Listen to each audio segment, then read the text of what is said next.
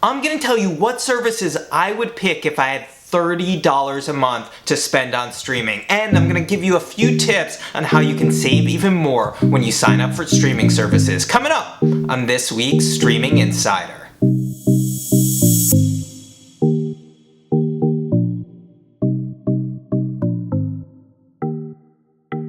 What's up, streamers? It's Jason from the Stream Bowl, and every week I make streaming simple for you. And this week I'm going to tell you exactly what I would subscribe to if I had $30 a month to spend on streaming. And then I'm going to tell you a couple ways on how you can save even more when you pick your favorite streaming services. But before we get going, make sure you hit that like button. The more people who like this, the more people see it, and the more great content I can keep bringing to you. And make sure you hit subscribe, because if you are one of our first 10,000 subscribers, you will have a chance to win a brand new Roku Ultra streaming device. And we're almost there, so make sure you hit subscribe. For the last couple months, I've been seeing articles everywhere that says streaming is more expensive than cable, and that is such a ridiculous statement. Today I'm going to focus on how you can pick and choose the right set of streaming services, and I'm going to tell you what I would pick if I had $30 a month to spend. In fact, I'm going to give you 3 different bundles to choose from that I would pick. 1 if I'm an entertainment lover,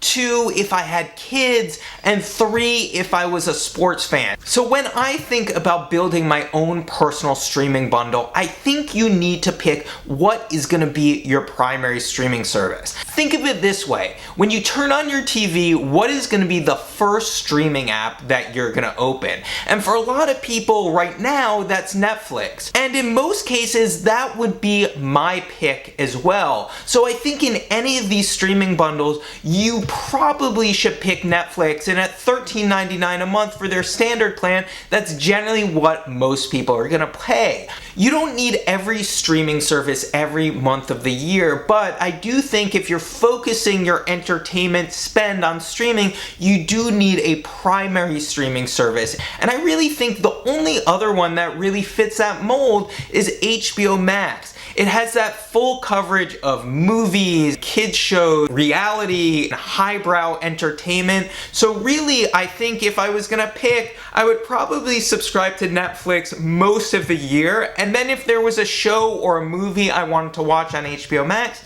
I would probably unsubscribe from Netflix and subscribe to HBO Max just for those few months of the year. Because both of those are either $13.99 or $14.99 a month, that eats up about half of my $30 budget. So now starts the hard part. How do I fill in everything else? How do I pick the services that I might not use every single day, but there is content on there that I want to watch? So I think the easiest decision to make is just go for the Disney bundle. It's $13.99, you get Disney Plus, you get ESPN Plus, and you get Hulu. So more or less, you get content for kids and families, you get some sports, and you get some great Oscar award-winning movies and TV shows like The Handmaid's Tale. So depending on the month, whether you have Netflix or HBO Max and the Disney bundle, you're talking about $28 or $29 a month. So you are under that $30 threshold. But let's say you don't want any sports at all. ESPN Plus through the Disney bundle might just be a waste for you. So this is the other alternative. If you do want Disney Plus, and then maybe you add in Hulu for the shows that you want to watch on Hulu,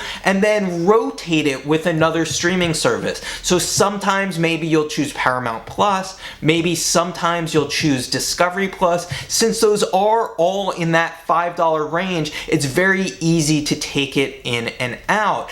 And with Disney Plus being $7.99 and Discovery Plus or Paramount Plus and Hulu being about $5 or $6, with your primary streaming service costing about $14 or $15, whether it's HBO Max or Netflix, and then you add in Disney Plus, which is about $8 a month, you'll always stay below that $30 threshold if you're switching in and out one of those services. But let's say you're a crazy sports fan. You're not going to get all the sports you would if you subscribe to cable. You'll have to spend $65 plus on a live TV streaming service like Hulu Live or YouTube TV or FuboTV for that. But you can get a lot of great sports content through just streaming services that don't have a cable bundle.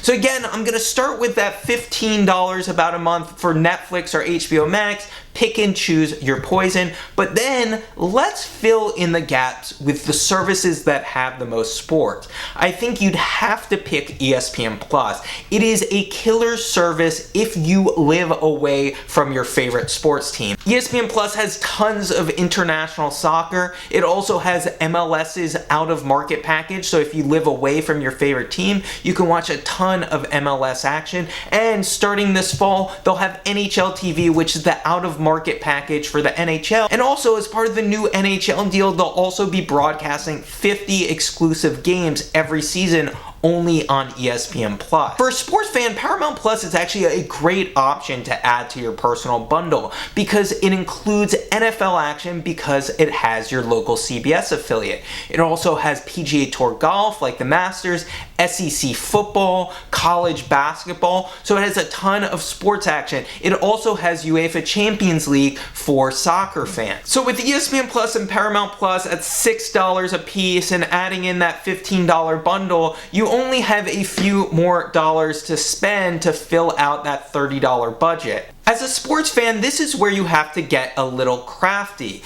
Peacock Premium is $5 a month and has Premier League action. They also just added the WWE Network and they'll have a lot of Olympic sports going into that. So it is a good option, especially for Premier League fans. Outside of that, you have other options like out-of-market packages like MLB TV and NBA League Pass, but to be honest, those are about $25 a month on its own, which would eat into almost your entire streaming budget. But if it's really important to you, you could give up something like Netflix and ESPN Plus for a few months to watch your favorite team out of market. So you might be wondering why you haven't heard certain services from me like Prime Video and Showtime and Starz. Well, they all are for slightly different reasons. I think Prime Video is actually probably out of all the streaming services the best value, but I don't sign up for Prime Video for the entertainment.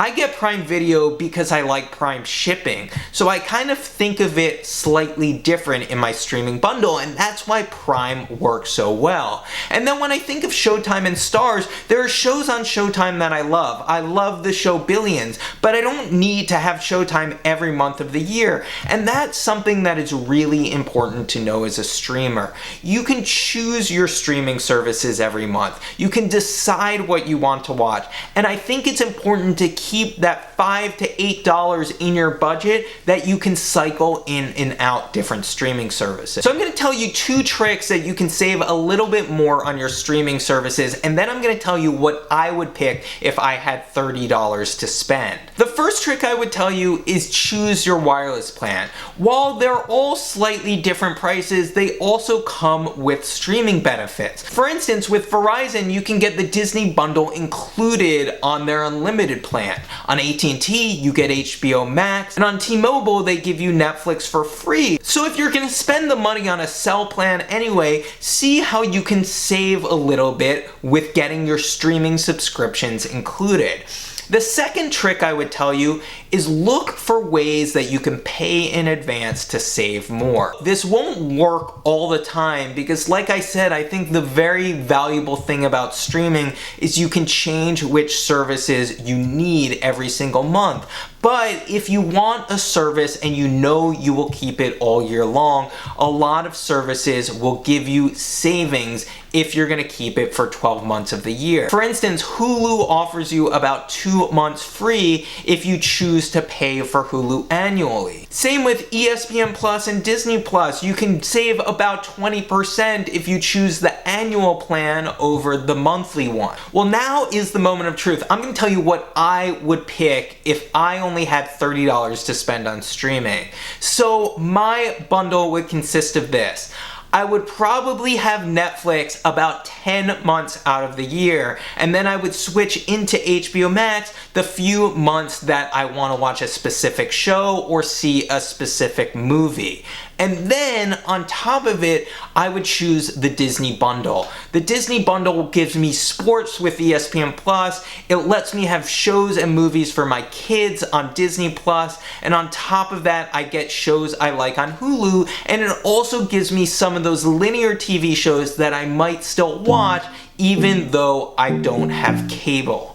So that's it. That's everything you need to know on building a streaming bundle for under $30 a month. Let me know in the comments below, what would you include in your streaming bundle that's just $30 a month? And if you found this video helpful, make sure you hit that like button. The more people who like this, the more people see it, and the more great content I can keep bringing to you. And make sure you hit subscribe. I want you to win that Roku Ultra, and if you're one of our first 10,000 subscribers, you'll have a chance to win. Make sure you visit us all week long at thestreamable.com for the latest in streaming news and reviews. And for The Streamable, I'm Jason. Have a great week.